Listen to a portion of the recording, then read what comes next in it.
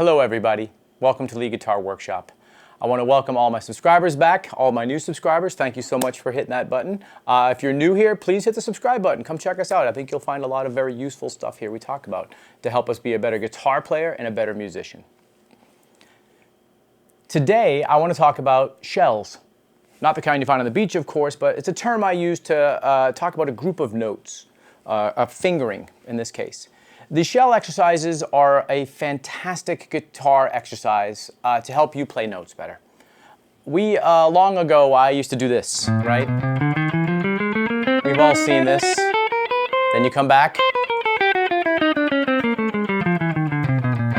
And that's great. It's almost a chromatic exercise, and it was taken from the piano when they would play all of the notes up and down. The issue I had after many years of doing that and still not quite getting better was it dawned on me one day that the piano is just on one line, right, an axis, I guess. It just goes left and right.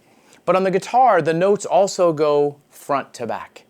And that really blew my mind about things. We can't take just a piano exercise and do this, because I'm only doing two actions. I'm going up the strings as I move that way, and I come down the strings as I'm coming back up again. But there's two other ways I could move those notes. I could go down a string and then move them across, or I could go up and come back down the strings. This really blew my mind. I'd only been practicing half of the way I could play notes. That's a big problem. I need to practice the other way. When I did this, I was actually trying to do some melody. Something like, I forget what it was like that. And I remember just thinking, I'd never practiced notes going that way and that way. So that's where the shells come into play. This is an exercise, it's very easy to keep track of. You only need 3 elements to make it all work, and you can adapt it to any problem you have. The best thing about this kind of exercise is it helps you play guitar in a real life situation. Some of these exercises are like math puzzles. They're fun and they're challenging and stuff, but I ask at the end, like, will I ever do this when I'm playing for anything? Like, I don't get it. So here's how we do the shells. We first got to remember the 4 fingers, right? 1, 2, 3, 4. And we have a general, I call stance on the guitar. When you put your 4 fingers down, you should be able to put them each in their own fret. That's called, I call a stance. I'm thinking like maybe old football stance as you get ready for to run or something. When you do this, it helps bring your thumb down and get you in a good position on your fretboard. Similar to a home row on a keyboard, QWERTY keyboard. So anywhere you play, you generally have this 4 fret span with each of the 4 fingers. So for example, let's say you're playing some pentatonics. And you're like, man, these 2 fingers, my 1 and 3, I use them a lot. I want to get them even stronger. And you can do this when you're playing and playing scales, of course. But sometimes you need to isolate the fingers. So this is where the shells come in. We pick our fingers, 1 and 3. What we're going to do is we're going to play 1 and 3 on any fret. I'll just play the 5th fret. And we're going to move it directly across all 6 strings. So I'll just do this first. 1, 3, 1, 3. We're going to play the same order, 1 and 3, on the way back. 1, 3, 1, 3, 1, 3. Now, we take the same numbers, reverse the order, and do the same thing. So now it's 3 to 1, 3, 1, and I come back again, 3, 1. Now that got every combination of 1 to 3, 3 to 1, this way and this way. And that's why this exercise is so effective. Once you pick the fingers, you do them in the same order both ways, reverse it, and do it again. That's what I call the shell principle. Now, this can go a lot of different directions. So we have to keep eye on 3 elements to make this work effectively.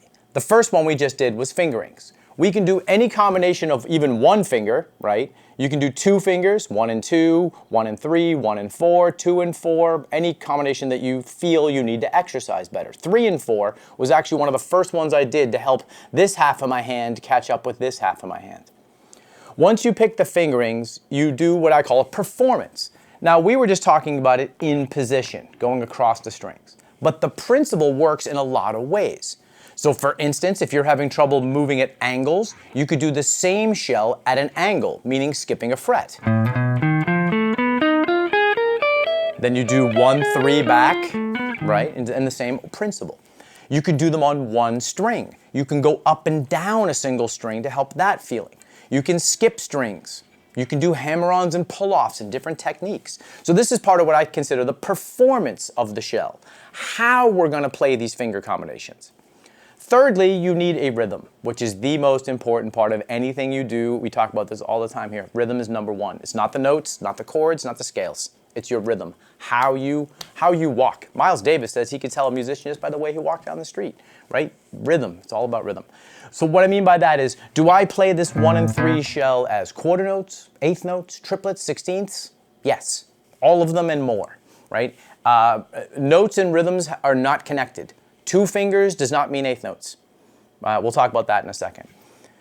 This is one of the most effective exercises. You do this exercise maybe a couple of minutes when you're grabbing your guitar. I like to do 1, 2, 3, 4 just to get the right hand picking going, do a handful of them. You can start on the first fret, do the whole shell and move up to the next fret and just keep them going if you want to build endurance. There's so many ways you can take these shells and they're so effective because they're practicing real world moves in the music world. I like to think of them as wax on, wax off. Right? At first, he didn't know what he was doing until he realized it was something he needed to do all the time. And that's what these do. So let's do a couple right now just to practice doing this. Let's go back to our 1, 3 shell. So we're going to pick 1 and 3. We'll do it on the 5th fret. I'm going to put all my fingers down so I feel like I'm in a good position. I don't want to be too bluesy that I can't get my fingers in the right place. Bring this down a bit. We get 1 and 3. And we're going to play them as quarter notes. And we'll do it in position. So those were our 3 decisions. We had the fingering. We said in position is the performance, and quarter notes we'll do as the rhythm. So I'll put a metronome on here. I think I have it set to about 100. So I always tell my students to get the gear going first, right? Start firing away in that gear. Quarter notes are 1-to-1 ratio, right? Let's do this right now. So 1 to 3 on the 5th fret. 1, 2, 3, 4. 1, 3, 1, 3. Now I repeat the high string, 1, 3, 1, 3. That's very important that you keep this part. Now we're going to reverse it. 3, 1, 3, 1, right? Both directions. Repeat it, 3 to 1 and come back.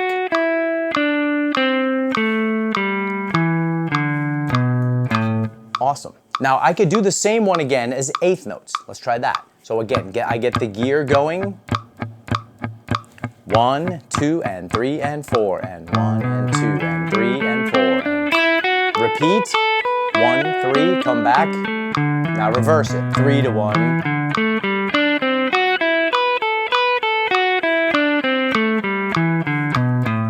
Okay.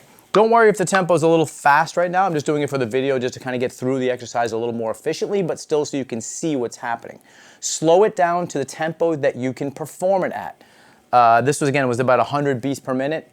Start at 60, right? You go from there. Now people say, but you just did 2 notes of strings, but can you do triplets? Absolutely. You totally can do triplets.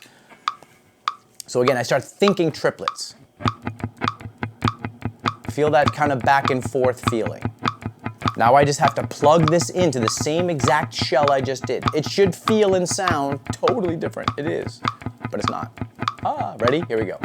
1 triplet, 2 triplet, 3 triplet, 4 triplet, 1 triplet, 2 triplet. Now backwards. That's really cool. Let's try the 16ths. 1 E and a 2 E and a 3 E and a 4 E and a.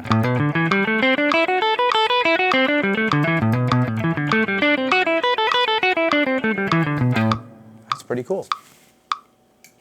So these exercises I do all the time just as a warm-up with my students. I do it to help isolate issues with fingerings with students. Sometimes people just don't practice, they get comfort food fingers. You play with 1 and 3 a lot. Actually, that's probably one you don't need to practice as much, but it's nice to illustrate with. Like I said, I did 3 and 4. Whoa, that was so crazy hard when I first started doing the shells with that fingering. Any fingering, any 2-finger combinations like the pentatonics, 1 and 3, 1 and 4, even 2 and 4, those are very common pentatonic fingerings. In the modes or the 7-note scales, you'll do a lot with 1, 3, 4, that's the whole step followed by a half step, 1, 2, and 4. That's the half step, then the whole step. And then there's one I call the stretch, which is 2 whole steps. We'll explore more of these in depth in further videos about the shells. But really, any fingering you can grab that you can do that you're struggling with, you can immediately turn it into a shell. Again, the shells, the performance ways can go across the fretboard, up and down strings, at angles, either direction, and practice them with all of the rhythms that you can do it at any tempo.